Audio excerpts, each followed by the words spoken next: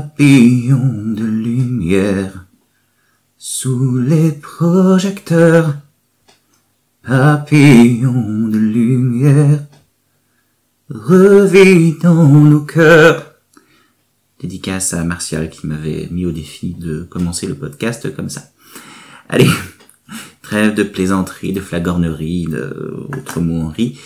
Bonjour et bienvenue sur mon podcast Tricot, Crochet tunisien. Je m'appelle Thibaut et vous pouvez me retrouver sous le pseudo Tricostérone sur YouTube et Ravelry et surtout Instagram. Pourquoi surtout, je ne sais pas, mais voilà, surtout Instagram. Épisode 50. Et oui, qui n'eût cru qu'un jour il y aurait un épisode 50? Et ben le voici, et puis vous pouvez regarder, vérifier, j'ai pas sauté d'épisode, pas passé du 27 au 50 comme ça. Il y en a bien 50. Voilà. Ben écoutez, je vous remercie pour tout ça. Franchement, quand j'ai commencé, je crois que c'était en été 2017, à faire ce podcast, je n'y croyais pas du tout. Je suis un peu mal fagoté. Voilà, je n'y croyais pas du tout. Je pensais faire peut-être un épisode, peut-être deux, comme ça.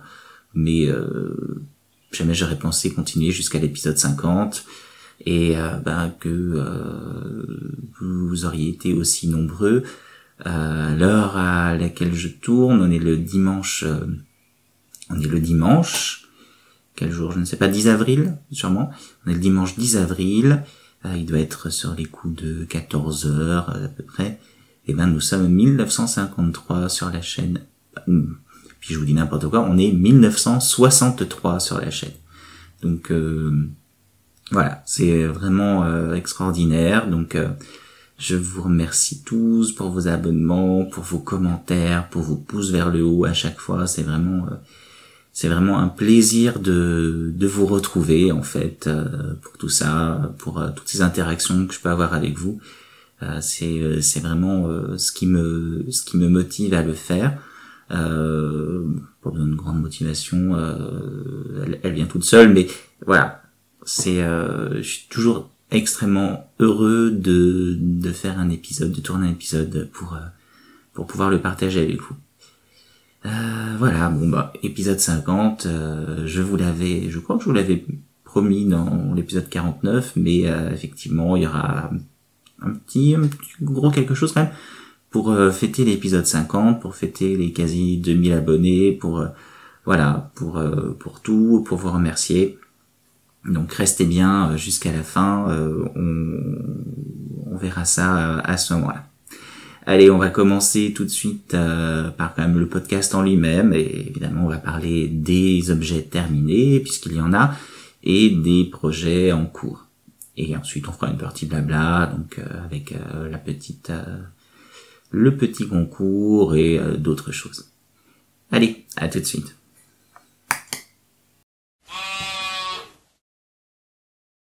Allez, on va parler des objets terminés. Il y en a deux. Alors, c'est pas deux gros projets. Ne vous attendez pas à voir l'étoile Fairfield terminée. Elle ne l'est pas. Vous la verrez dans les projets en cours.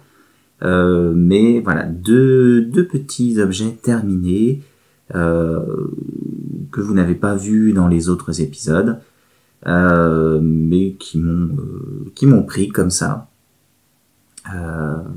Pour terminer un petit peu des restes, j'étais inspiré aussi par quelqu'un d'autre. On va tout de suite commencer. Allez, le premier objet, c'est le bandeau Anna, que je vous montre ici. Alors au niveau des couleurs, je ne sais pas si ça va ressortir, mais vous voyez que je l'ai fait en bicolore. Hop. Oh, une étiquette, je vous en reparlerai après. C'est un bandeau tout simple qui se tricote en jersey, pas de côte sur le côté pour garder un effet rouloté. C'est un modèle des bonnets nés.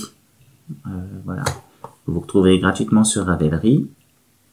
Normalement, il est unicolore. Mais moi, je voulais terminer ma laine, mon fil azurite de Distrifil, qui est un fil 100% acrylique, Ce fil blanc, je l'ai utilisé, enfin crème, vous vous souvenez, pour la couverture que j'avais fait pour le bébé de Julie Love of the Knit. J'ai ensuite utilisé pour faire un béret. Et là, je l'ai utilisé aussi maintenant pour faire ce bandeau. Je l'ai doublé avec mon fil de mohair inépuisable, bien entendu. Voilà, on ne voit pas trop, mais il y a un petit peu de poil là. C'est un fil, vous pouvez voir un petit peu. Voilà, mon cône de mohair qui n'est toujours pas terminé. Et puis, comme je n'avais pas assez de blanc, j'ai fait des rayures gris perle. Vous vous souvenez, celle-là de couleur, je l'avais utilisée pour la couverture au crochet que j'ai faite pour ma mamie. Et il m'en reste encore. Et puis j'ai utilisé aussi pour faire dernièrement le cache-cœur pour le bébé de ma cousine. Voilà. Donc je fais des rayures et puis là vous constatez une sorte de tresse. Parce qu'en fait on tricote, on monte des mailles, je sais plus combien, vous pouvez adapter parfaitement, je crois que c'était 33. Vous pouvez adapter avec votre grosseur de fil. Puis on tricote. Et puis là, d'un seul coup, on va séparer le tricot en 3. Et puis on va continuer à faire 3 bandes qu'on va tresser. Puis ensuite, on va rejoindre les 3 bandes. Et on va retricoter jusqu'à rabattre et ensuite faire une couture. J'ai fait une couture au point arrière, toute simple, plutôt pas mal réussie, je trouve plutôt propre. Après, bon, la couture au point arrière, ça casse un petit peu le côté rouloté. Un grafting, ça aurait peut-être été mieux. Bon, je le saurai pour une prochaine fois. Vous voyez la petite étiquette que j'ai mise. Alors, je vous montre à l'endroit. Est-ce que ça veut faire le point? Non. Ça ne veut pas faire le point, mais c'est écrit handmade. With my whole heart. Il y a une clé dessus avec un trèfle. Bref, j'avais acheté ça. Alors c'est du cuir de pétrole, j'imagine, mais bon, pas bien grave. J'avais acheté ça sur Amazon, peut-être 3 € les 50 étiquettes. Voilà, je trouvais ça sympa pour les terminer. Je vous l'enfile parce que je sais que vous aimez ça quand j'enfile les bonnets. Et une fois, enfin les bonnets, puisque c'est pas du tout un bonnet, un bandeau. Et une fois de plus, qu'est-ce que ça me va bien. Incroyable. Bon, je l'ai fait pour ma mère. J'espère qu'elle aura une tête aussi grosse que moi, parce que je suis toujours un petit peu généreux au niveau des bandeaux. Je fais toujours un petit peu trop long. J'aurais fait peut-être 1 centimètre de moins, ça aurait fait pleurer personne. Mais tant pis, voilà, il est fait. Ça m'a terminé quasiment mon fil à azurite blanc. Alors c'est idiot parce que j'aurais pas fait ces 2 bandes de gris, j'aurais tout fait en blanc là, ça m'aurait terminé le fil. Bon, c'est pas grave, hein, il me reste encore un petit peu, puis j'en ai utilisé, je vous montrerai pour le cours suivant. Donc voilà, donc le bandeau Anna, je crois que c'est marqué Handbound Anna, des bonnets de nez, je vous mettrai le lien dans la description. Ça change un peu du bandeau Frida, c'est sympa aussi. Donc voilà, un projet. Là maintenant, c'est vrai qu'avec la saison, le printemps qui arrive, normalement, ça y est, la douceur revient. Je sais pas si ça va être utile, mais enfin bon, il sera fait. Allez, on le pose. On va parler du 2e objet terminé. Alors c'est un objet qui m'a été que j'ai vu dans le podcast. Alors podcast, mais je sais plutôt un vlog, podcast, je sais pas comment on dit, de Rêver sa vie en couleur. Christelle, coucou si tu me regardes pendant un épisode de Grey's Anatomy. Sache que moi, je ne loupe aucun de tes épisodes. C'est donc, si vous savez pas, si vous la regardez pas, d'abord, allez la regarder. Et puis, elle organise une sorte de cale, je sais plus comment ça s'appelle, ce cale, mais en fait, le principe, c'est de, tous les mois, tricoter un petit objet pour la déco de Noël. Donc, bon, moi, je n'y participe pas, parce que je vais pas le faire tous les mois, mais elle a montré un petit patron elle avait fait d'un ange au tricot. Et un ange blanc, bien entendu. Je me suis dit, ben, évidemment, pour utiliser un reste de laine, d'azurite crème, comme ça sera très très bien. Donc, reste d'azurite crème avec doublé avec toujours mon mohair. Vous voyez le résultat. C'est pas du tout un ange chez moi, on dirait une mouche blanche. Celle qu'on trouve sur les plantes, qui parasitent les plantes. C'est une catastrophe. Je sais pas pourquoi, mais voilà. Bon, allez, c'est pas très grave, hein. Ça ira dans le sapin. Puis j'ai mal fait la hanse. Si c'est bon, je peux la recentrer. Et voilà, ça fait des ailes, vraiment, elles sont trop grandes. Alors, c'est-à-dire que j'ai fait le corps, ça se tricote en rond, hein, c'est un peu un point de goudron, quoi, avec des diminutions. Ensuite, on fait la tête, mais en même temps, hein, on a rabattu, enfin, on a diminué, puis ensuite on augmente, voilà. On ferme, et on tricote les ailes à part. Les ailes, pour qu'elles soient bien duveteuses, moi je les ai faites toutes avec le mohair. Donc j'ai mis 5 fils de mohair, puis voilà. Ça fait trop. C'est une cata, elles sont beaucoup trop grandes, c'est n'importe quoi. Mais bon, c'est pas grave. C'est rigolo quand même, ça ira bien dans le sapin. Voilà. Je vous remonte une dernière fois. Ça s'appelle, alors c'est sur le site, vous le trouvez gratuitement sur le site de Drops Design, et c'est le Christmas Chérub. Donc le début de chérubin, hein, simplement, voilà. Un chérubin, c'est un ange. Voilà, c'est fait, franchement, je l'ai fait en quoi, 1h30, ce truc. Ouais, peut-être un petit peu plus, allez, 2 heures, on va dire. C'est vite fait, si vous voulez vous faire des petites décos de Noël sympas, faites-les mieux que moi. Je l'ai fait en 3 aiguilles, pas du tout en 3 aiguilles, en 5 aiguilles, en aiguille double pointe, quoi. En numéro 3. Voilà. J'ai cousu, voilà, les ailes se cousent par la suite. Et puis moi j'ai cousu un petit peu, normalement il faut le coup de queue là, mais je les ai cousus un petit peu aussi ici.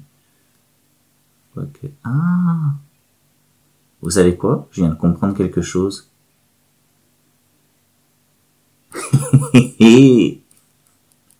Si on fait comme ça marche. Ah. Alors vraiment, je suis vraiment tarte, hein. Mais du coup je vais... Génial.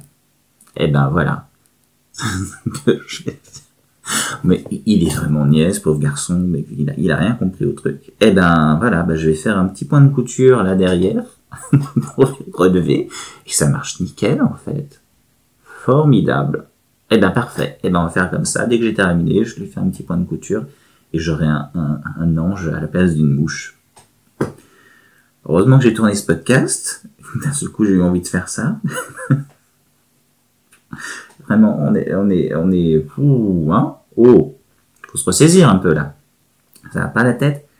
Voilà. Bon, mais écoutez, pour les objets terminés, c'est bon. On va passer tout de suite aux encours.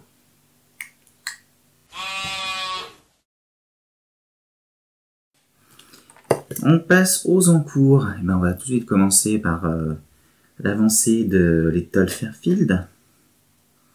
Qui avance. J'ai pas mal avancé. Alors, pas énorme hein, non plus, mais quand même, vous pouvez voir qu'elle a quand même pas mal avancé. Elle fait à peu près 1m20 là maintenant. On en était où la dernière fois? Ben, on en était là. Tac, donc vous voyez, j'ai quand même fait une vingtaine de centimètres. Comme d'habitude, on va placer le marqueur, surtout si je prends le blanc, pour qu'en plus il soit un petit peu mieux que le rouge. Voilà. Et le blanc, je te pose ici.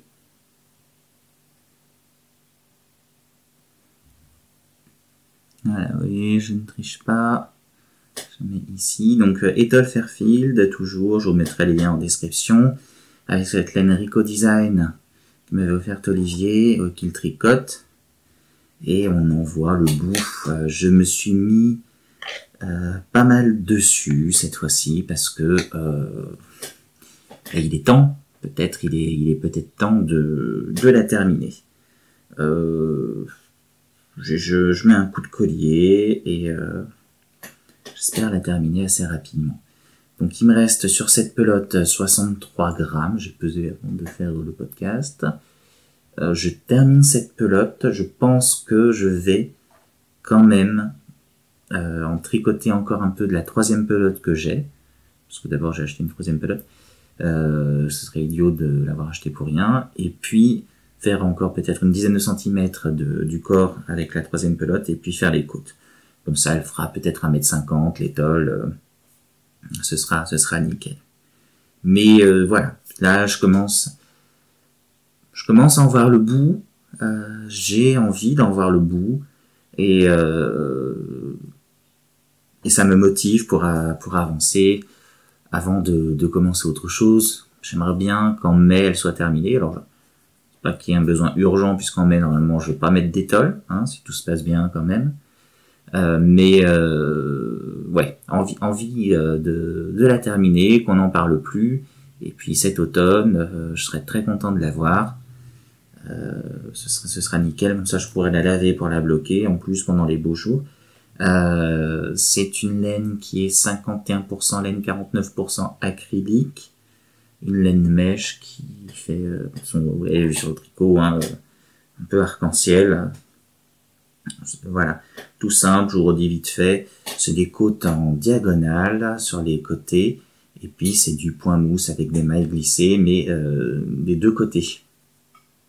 Hein, voilà, c'est-à-dire que vous tricotez 3 mailles endroits, il y a une maille que vous tricotez envers, 3 mailles endroits, vous glissez une maille, et on recommence. Et sur l'autre côté, ben, la maille que vous avez glissée, vous la tricotez envers, et la maille que vous avez tricotée envers, vous la glissez. Tout simplement. Formidable. Modèle très simple, très long, surtout que je l'ai fait beaucoup trop large, hein, c'est plus qu'une étole, c'est une couverture, hein, on peut le dire, mais voilà, bon, elle sera bien large. C'est vrai que j'aurais pu faire peut-être 10 cm en moins, c'est pas grave, ce sera un bel ouvrage, un ouvrage de titan. Allez, on arrête de parler de celle-là, parce que de toute façon je vous en parle tout le temps. On va passer au deuxième encours. Et le deuxième encours, qu'est-ce que c'est? C'est mon pull au crochet tunisien. Hop. Qui s'en mêle? Oui, comme ça. Donc, pull au crochet tunisien. C'est un pull en morceaux que je fais sans patron. Juste les dimensions que j'avais trouvées sur le pull bateau.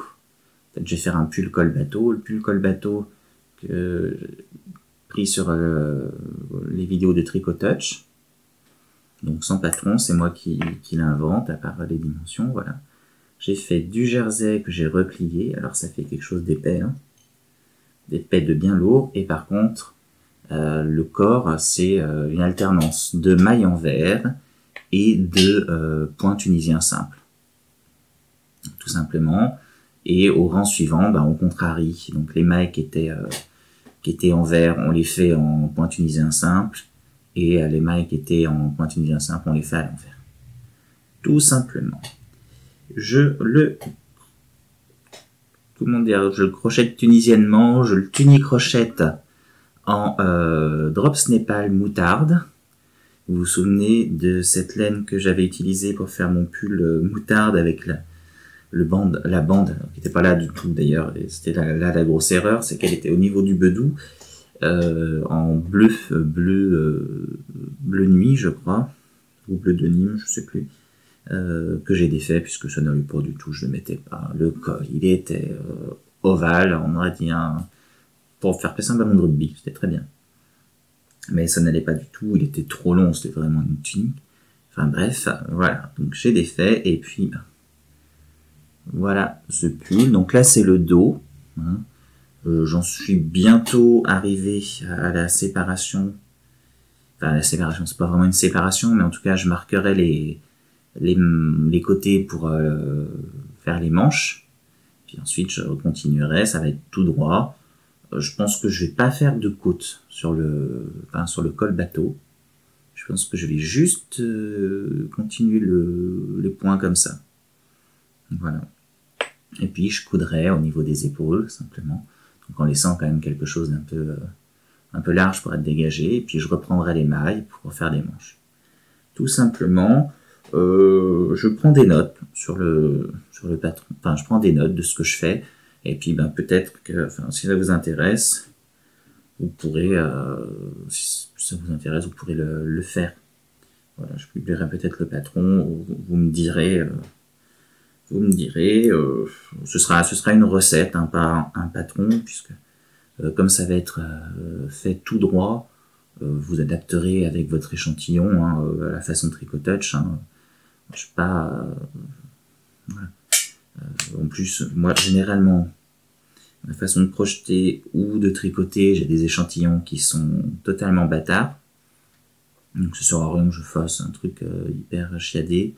Ça ne servira à rien. Donc, je préfère vous donner la recette. Et puis, si vous voulez le faire, vous vous adapterez, vous ferez votre échantillon et vous adapterez à vos dimensions. Je pourrais vous donner les dimensions standards. Et puis, voilà. Ok. Bon, écoutez, c'est tout pour les projets en cours. On va passer maintenant à la partie blabla.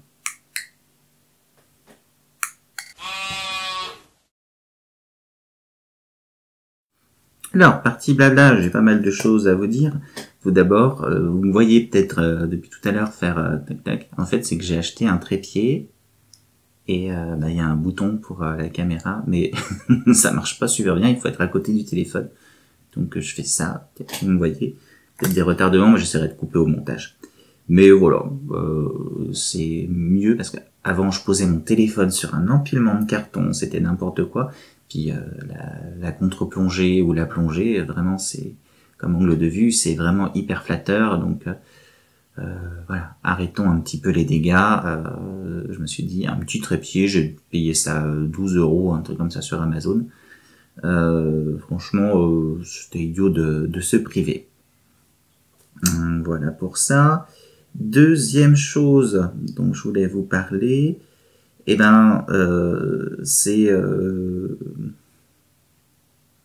j'ai un petit passage à vide là. Si, deuxième chose dont je voulais vous parler, on me demande souvent, alors, t'avais fait l'inventaire de tes laines, t'en es où dans tes objectifs et tout ça. Écoutez, je m'en vais vous le dire. À chaque fois, je me dis en tournant les podcasts, pense-y à parler de ça, et puis j'y pense pas. Donc là, cette fois-ci, j'ai regardé un petit peu avant de faire l'épisode. Donc, pour vous rappeler, je suis parti avec plus de 15 kilos de laine au 1er janvier 2022, hein, puisqu'on est en 2022. Et mon but, c'est d'arriver à 12 kilos au 31 décembre 2022. En stock de notre côté, voilà. Je compte, en fait, chaque entrée de laine est comptée. J'ai un tableau Excel pour ça. J'ai fait un tableau Excel. Chaque entrée, chaque sortie de laine est comptée. Alors, dans les sorties de laine, je compte en fait à chaque fois que je tricote une pelote. Chaque fois qu'il y a une pelote entière qui est tricotée, tac, elle sort du stock. À chaque fois que je coupe une pelote parce que j'ai terminé mon projet, donc si j'en ai utilisé un quart, machin, je note, hop, tel poids, et j'enlève de l'inventaire. Voilà. Et puis à chaque fois qu'on me donne de la laine, je pèse, je rentre dans l'inventaire, etc., et je rajoute. À l'heure actuelle, j'en suis à... Alors, j'étais à 15,6 kg, je crois, quand je sais plus exactement, mais bref, plus de 15 kg, plus de 15,5 kg, je crois. Là, à l'heure actuelle, j'en suis à 14 kg 123 grammes en stock.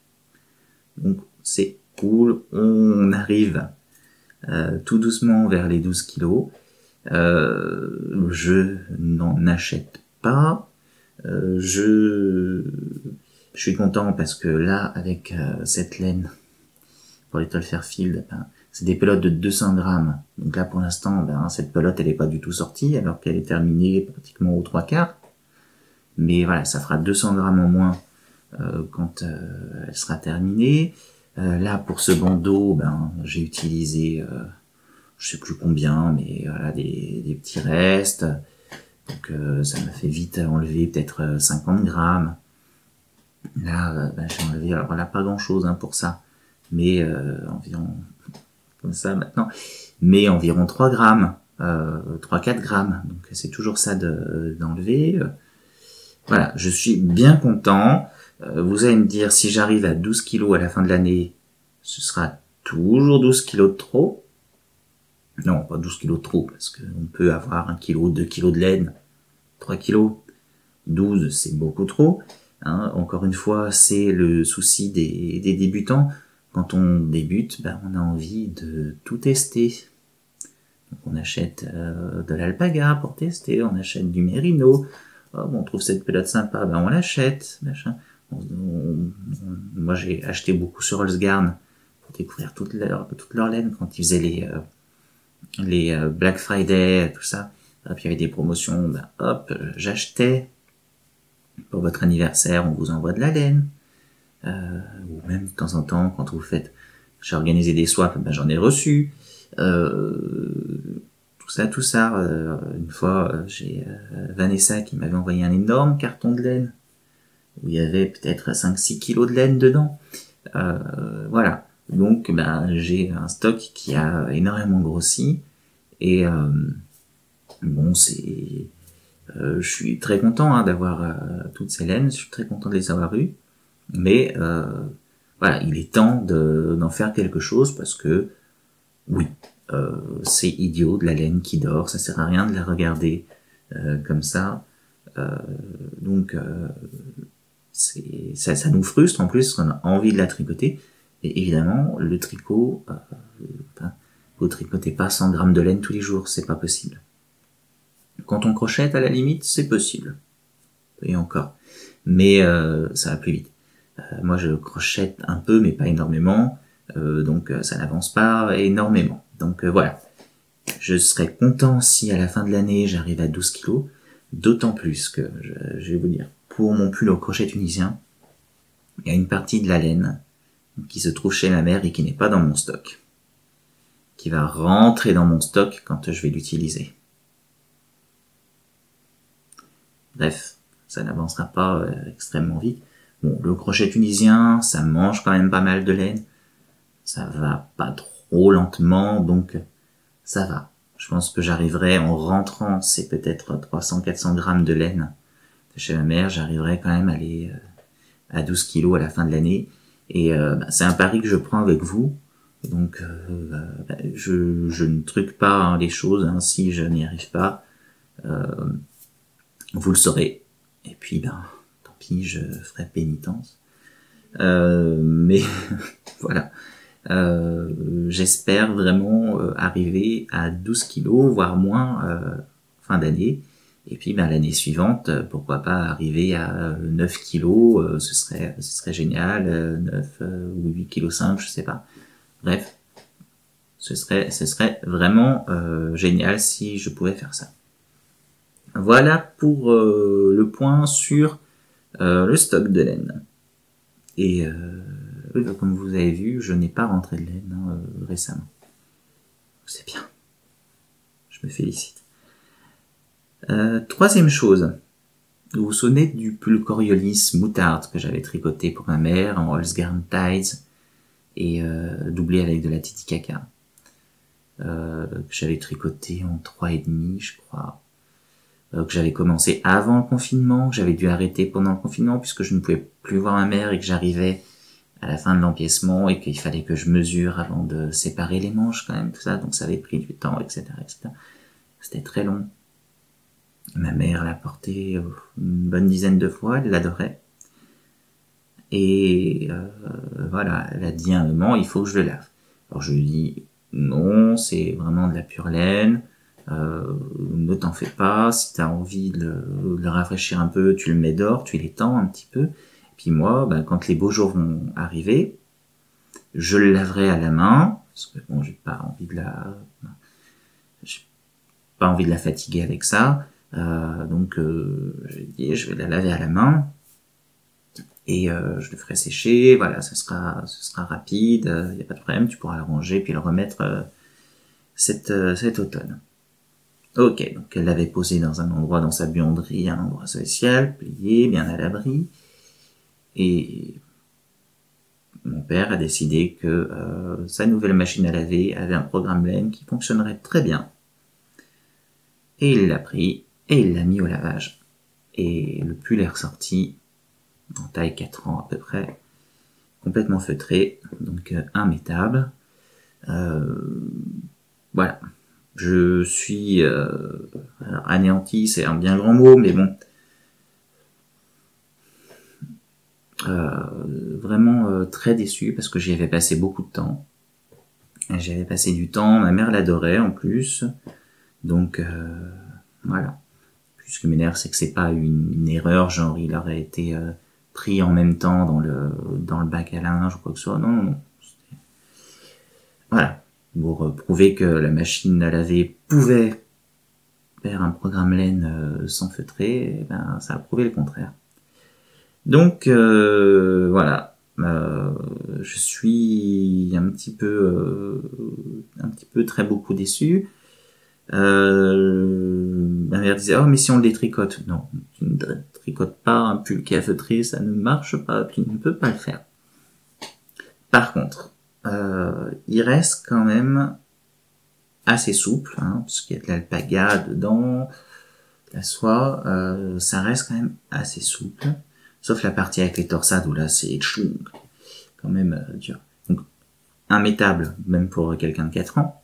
Mais ce que je me disais, plutôt que de jeter ce pull, est-ce qu'il n'y aurait pas un moyen de le transformer en pochette, je ne sais pas, en sac, enfin, bref, de faire quelque chose de sympa, ou de l'utiliser pour faire des poches, des décorations sur un vêtement, je ne sais pas.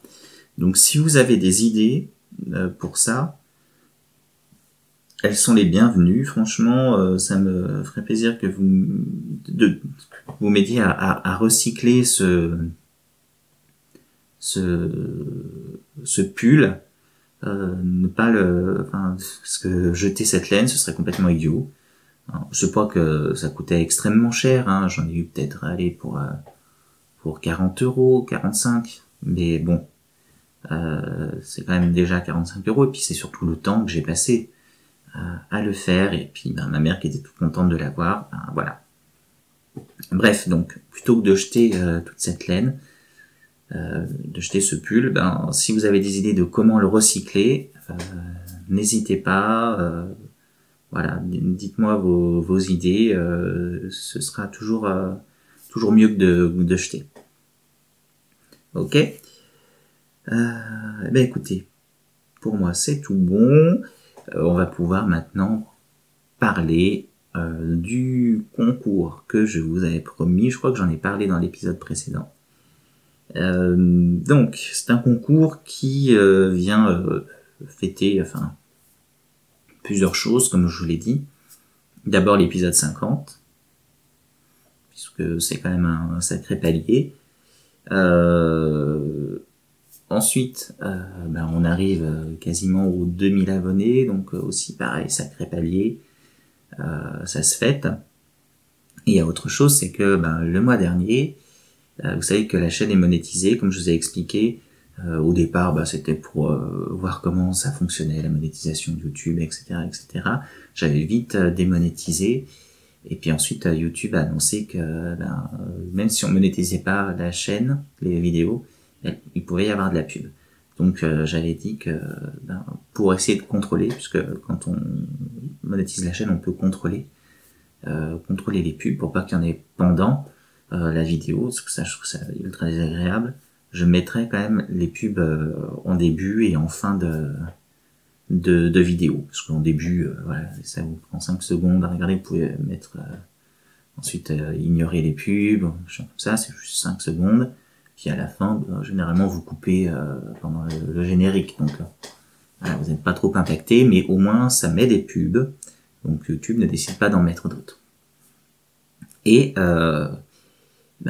arriver ce qui devait arriver, quand vous avez 70 € de revenus avec les pubs, YouTube vous verse ces 70 €. Honnêtement, je ne me sentais pas de garder ces 70 € parce que comment dire, est-ce que c'est mérité d'avoir 70 € juste en tournant des vidéos comme ça, plus sans un gros montage, enfin voilà, en parlant de choses que j'aime, en tirant beaucoup de bénéfices, parce que j'ai beaucoup d'interactions avec vous, j'ai pu rencontrer plein de monde, etc., etc. Donc je me sens pas légitime de garder 70 €.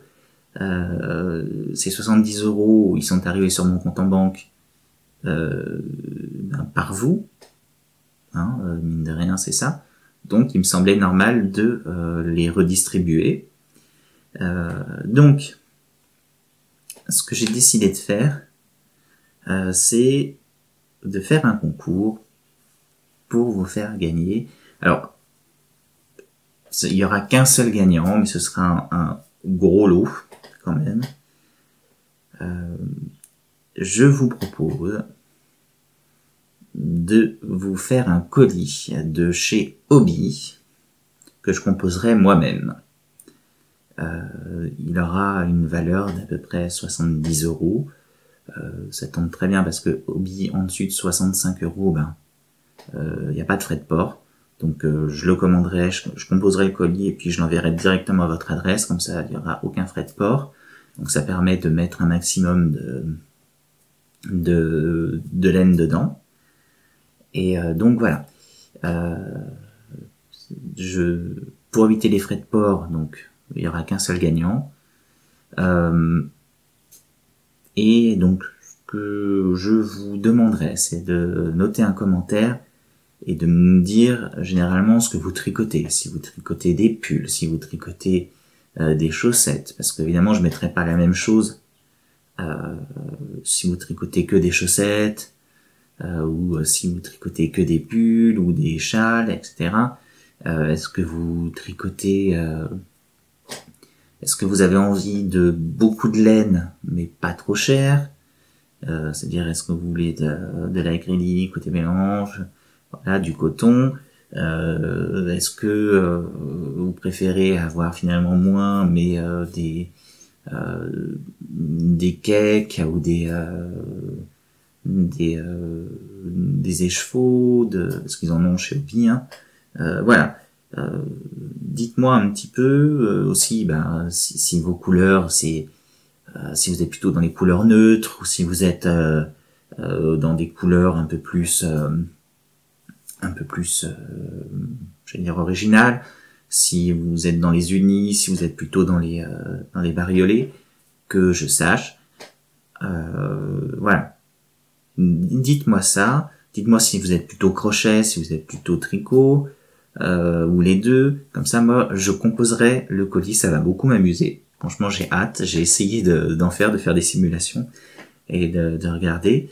Voilà. Aidez-moi pour que je puisse composer votre colis. Et puis,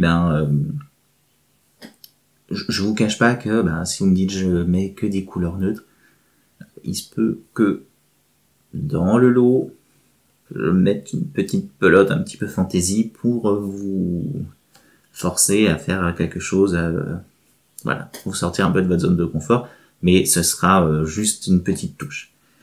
Voilà. Donc, dites-moi en commentaire ce que vous faites comme tricot pour me donner des idées, pour m'orienter, le type de couleur, le crochet, tricot, chaussettes, pull, etc., etc. Et puis, je composerai votre colis. On va se donner on avait dit qu'on était le 10 mars. Pas du tout, puisqu'on est le 10 avril. 10 avril. Eh ben, moi, j'ai envie de nous donner jusqu'au janvier, février, mars, avril, jusqu'au 30 avril pour participer.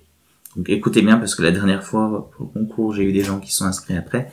Et voilà, jusqu'au 30 avril 2022 pour participer. C'est ouvert uniquement à la France métropolitaine. Je suis désolé pour les autres pays, mais quoique, écoutez, ceux qui sont en Belgique, regardez si